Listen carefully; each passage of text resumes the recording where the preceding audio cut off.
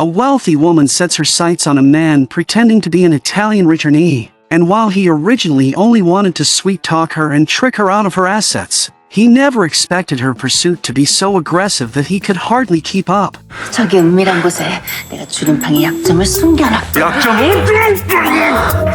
To get what he wants, the man has no choice but to go all in. The man's name is Kim In-hae, a top-tier master of deception in Korea, whose methods are endlessly flexible and completely without limits. With a single fake pearl, Kim In-hae can scam away a massive piece of real estate. He first hides the fake inside a shell, pretends it was just salvaged from the sea, then works with hired online promoters to hype it up, turning the fake into a so-called rare treasure. Once the right buyer is locked in, Kim In-hae transforms himself into a jewelry appraisal expert and successfully sells the fake pearl at a sky-high price. With this startup money, Kim In-hae reinvents himself as a wealthy and carefree businessman and heads to a gallery to purchase an expensive artwork. After getting the painting, he turns into an elderly artist and approaches a rich older woman who loves refined artistic vibes. Kim In-hae deliberately pretends to be chronically ill, lies about growing up in the orphanage depicted in the painting, and claims that since the old building has already been torn down,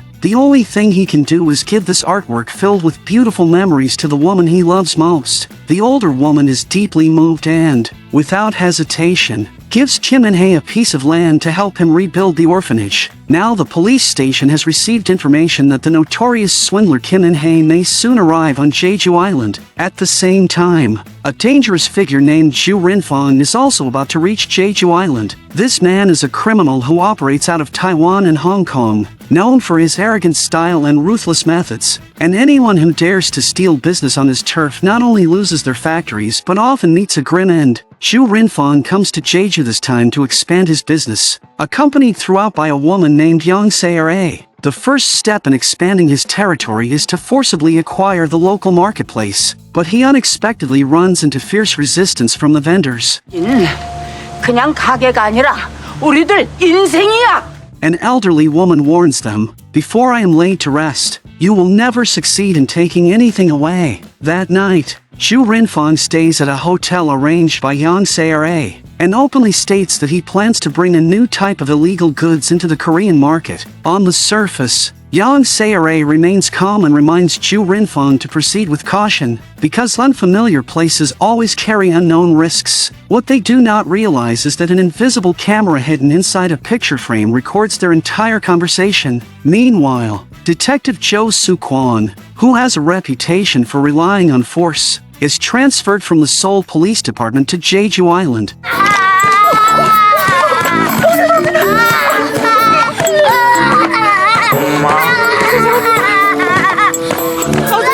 After holding it in the whole way, Soo-kwon finally explodes and scolds the passengers non-stop. After finally getting off the plane and into a taxi, he runs into an overcharging driver who takes advantage of Soo-kwon being unfamiliar with the place and unable to understand the dialect, and turns a 5-minute drive into something that feels like a full tour around Jeju Island. After enduring countless difficulties to reach the police station, Soo-kwon discovers that his new colleagues are watching a video of him hitting someone on the street, which is exactly why he was transferred. At that moment, policewoman Soo-jin accidentally notices Soo-kwon, and after taking a closer look, realizes he is the person in the video. Team leader Lee seizes the moment to introduce him, saying this is our new colleague. 씨발 나가래! 팀장님! 서울 남자라며! Clearly, Soo-kwon shatters Soo-jin's fantasy of charming men from Seoul, and their working relationship is already beyond repair. The dormitory conditions make Soo-kwon's head spin even more, and after making up his mind to rent a place on his own, he gets kicked out by several agencies because of his temper and outsider status, leaving him no choice but to ask Soo-jin for help. Soo-kwon figures he should at least treat her to a meal, but even 2 bowls of noodles come with unfair treatment from the shop owner. 어이 사장님! 고기국수가 아니라 고기 국물국수입니까?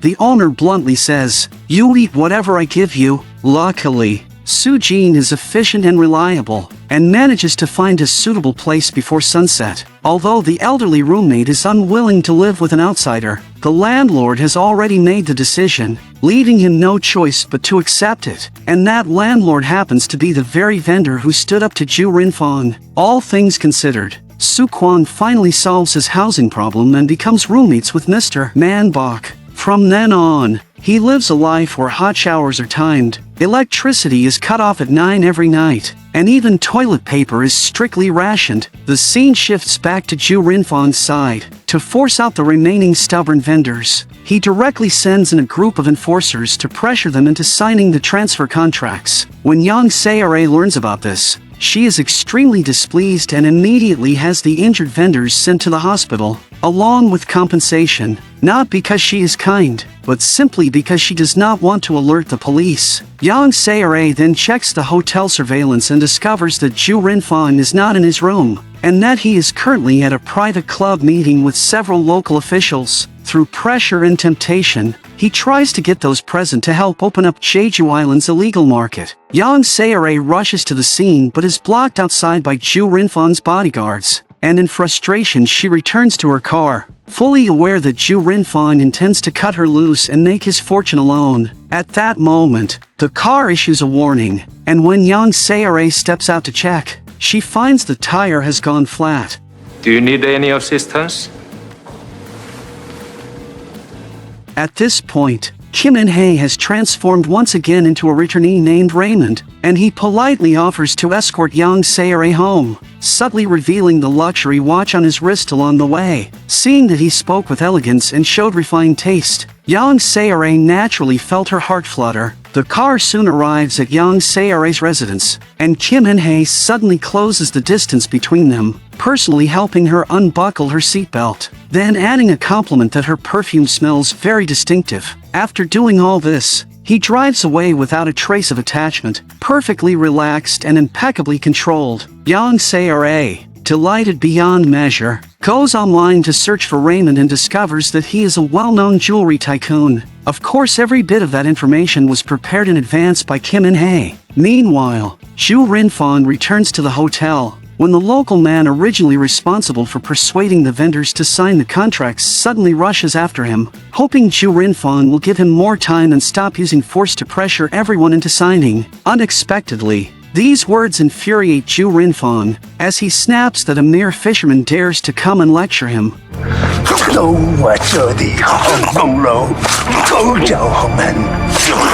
Today is Soo-kwon's first weekend on Jeju Island, and just as he finally manages to take a midday nap, Uncle Man-bok starts a full cleanup with a vacuum cleaner, completely ruining any chance of rest. While wandering outside, Soo-kwon runs into the landlady as expected and steps forward to ask if there is any quiet place nearby. Hearing this, the landlady tells Soo-kwon to get into the car first, and the two chat along the way about life on Jeju Island. Soo-kwon feels that the weather here changes constantly, prices are high, and locals tend to stick together and exclude outsiders, so he only wants to return to Seoul as soon as possible. The landlady explains that this is because he has not truly blended in yet, and that only with time will he realize that the hearts of Jeju's people are even more beautiful than its scenery. As they talk, they arrive at an open field that once belonged to the landlady's father, originally a horse ranch that is now left unattended. Hearing this, Soo-kwon feels puzzled, because he heard from a taxi driver that many Chinese buyers have recently been purchasing land here, driving property prices on Jeju much higher, and he wonders why the landlady does not sell this place for a good profit, unaware that she grew up on Jeju and only wants to protect this natural landscape. Soon the two enter the ranch's management building, which is called an office but is really just a small countryside villa. Before Soo-kwon can even rest, the police station suddenly calls an emergency meeting, saying they have discovered information that Kim In-hae has entered Jeju Island. The police immediately begin checking airport records, and Soo-kwon specifically asks Soo-jin to look into recent reports of stolen luxury cars, which quickly reveals something suspicious, as a luxury vehicle was reported stolen in Old Yeondong but returned to its original location by 7 the next morning. Following these clues, Soo Kwon tracks down one of Kim In-hae's underlings, chases the man through an orange grove for several kilometers, and successfully drives the suspect straight into Soo Jin's ambush. This man is named Soo Chon, and his past collaborations with Kim In-hae were all single-line contacts where he only followed instructions, with no knowledge of Kim In-hae's overall plans. However, this time the situation is very unusual, because Kim In-hae actually entered Jeju Island a year ago, remained completely hidden for a long time, and only recently began moving again under the guise of a diamond entrepreneur. A few months earlier, Kim In-hae contacted Soo Chon once and commissioned a lifelike elderly man mask, though no one knew what scheme he was planning. At the same time, Kim In-hae, disguised as Raymond, enters a luxury apartment together with Yang Se-ra. He knows that this woman wants to secure Ju Rinfong's investment, but Ju Rinfong, frustrated by difficulties in acquiring the market stalls, is considering cutting her off. Using sweet words and personal charm, Kim In-hae easily coaxes out the evidence that Yang Se-ra holds against Ju Rinfong. The scene shifts, and as soon as the landlady arrives at the market, she discovers that some vendors have already emptied their shops and left Jeju overnight. This immediately causes panic, as everyone fears that once others leave, the market business will collapse and the shops will no longer sell for a good price. Fortunately, at a moment like this, the landlady and Manbok are still there, appealing to emotion and reason. The two rally the shaken spirits and persuade everyone to stand together to protect the market. They decide not to sit back and wait any longer, and under the landlady's lead they head to the government offices to protest, all of which is quietly observed by Ju Rinfong's subordinate, Bald. That evening, after a long day, Soo Kwon returns home to shower, and as he is about to toss his dirty clothes into the washing machine, he realizes that Uncle Manbok's clothes are still inside. When Soo Kwon pulls them out, he discovers that the old man is actually wearing CK underwear. At the same time, the landlady is organizing the demonstration for the next day, having already contacted television stations and online bloggers, confident that this time they can protect their shops. Just as she finishes speaking, the bald enforcer suddenly appears. Passing by at that moment, Uncle Manbok senses that something is wrong.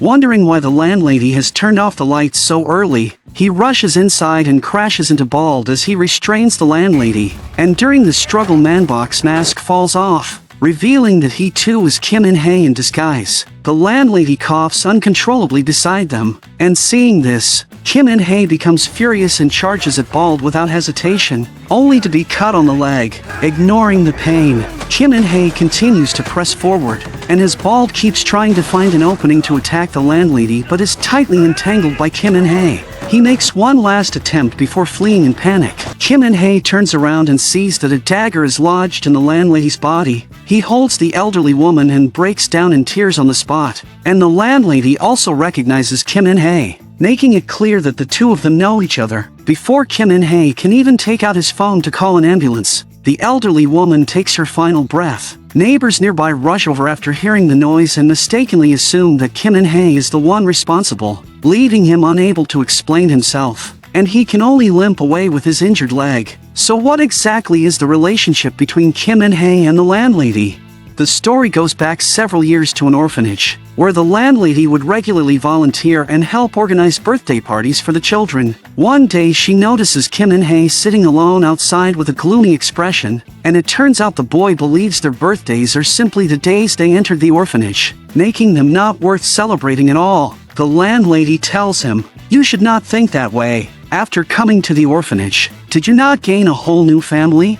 Days like this are absolutely worth celebrating." She even promises Kim In-hae that she will come every year on his birthday and cook him his favorite seaweed soup. To Kim In-hae, the landlady filled the role of a mother, and he is absolutely determined not to let Ju Rinfong get away with it. Meanwhile, after receiving the report, the police rush to the scene, and when Soo Kwon spots the mask left on the ground, he immediately realizes that Uncle Manbok was the one involved. He quickly runs back to the rental house to check and discovers a hidden door behind the wardrobe, inside which are numerous fake IDs and spare phones. In just a few days, 2 lives have been lost, and Yang Se-ra goes to confront Ju Rinfong, urging him to stop before drawing police attention. Unexpectedly, Ju Rinfong slaps Yang Se-ra and says, "I brought you to where you are today. Can you not even handle this small cleanup yourself?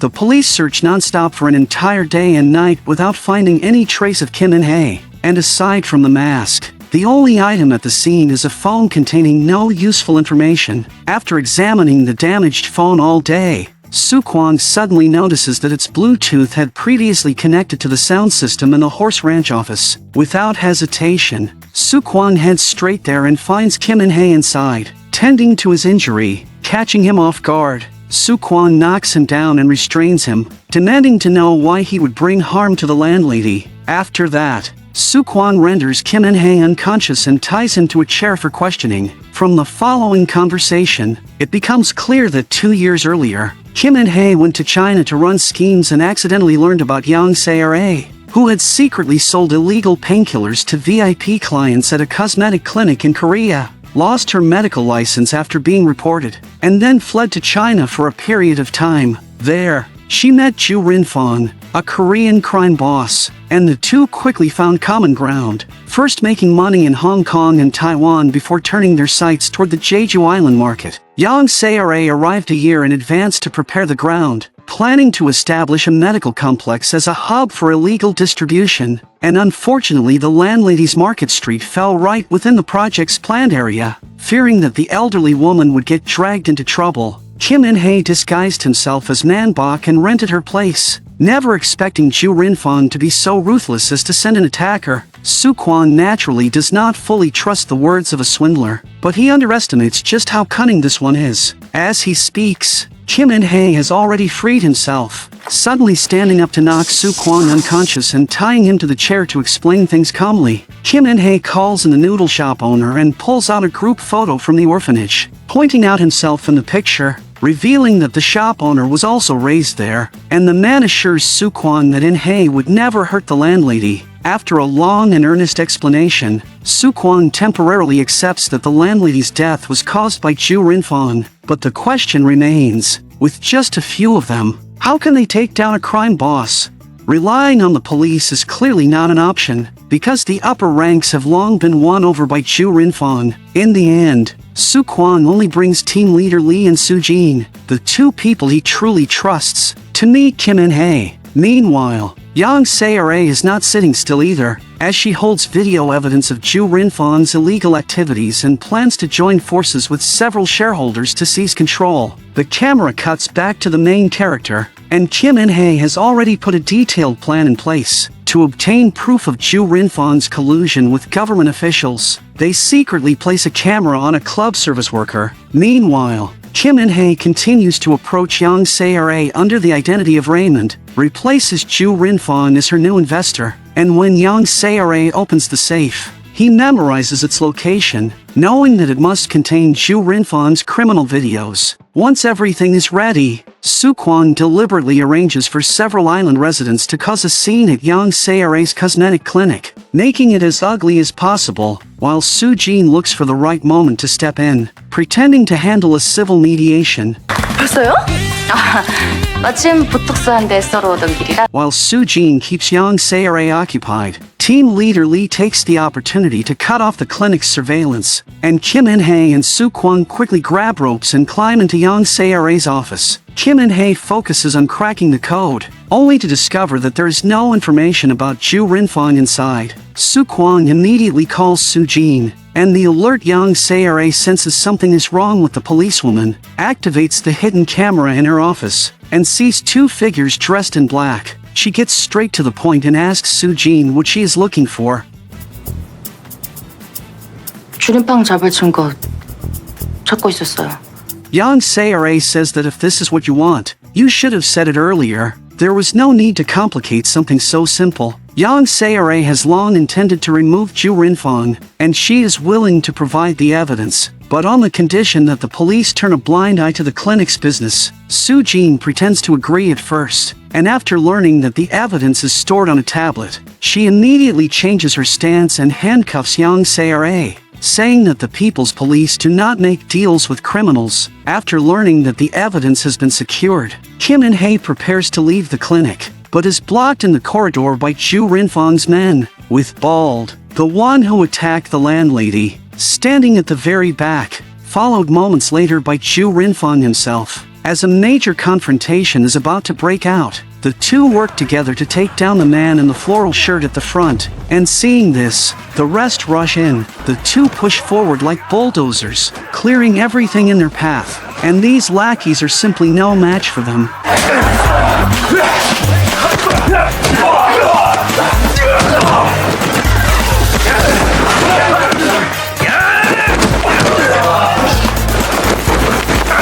Seeing the situation turn against him, the bald man pulls out a dagger and joins the fight. Kim In-hae moves in to hold him back and urges Soo-kwon to hurry after Ju Rinfong, who immediately steals a small pink car from the street and gives chase. Bald then fully engages Kim In-hae, and this bald man looks clearly unstable, fighting with extreme brutality, leaving Kim In-hae almost no room to fight back. But smart fighters use their heads.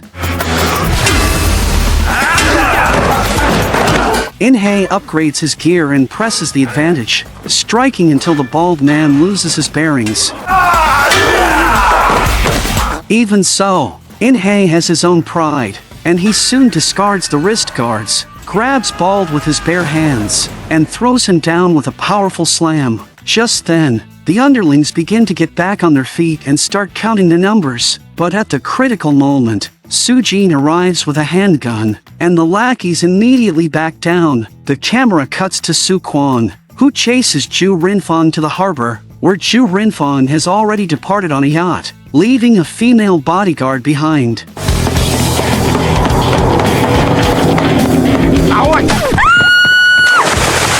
It turns out that in a pursuit, hesitation is fatal, as Soo-kwon jumps onto a speedboat, pushes it to full power, and leaps aboard the yacht. Ju Rinfong grabs an oar and fights Soo-kwon on the deck, the two locked in a fierce struggle, until Ju Rinfong even uses his teeth to bite Soo-kwon. He runs into the cabin, pulls out a thick stack of cash, and tries to buy off the young officer, but Soo-kwon raises his fist and strikes him, and when the criminal tries to use money again, Soo-kwon subdues him and takes Ju Rinfong into custody. Meanwhile, Soo-jin is locked in a tense battle of wits with Yang Se-ra.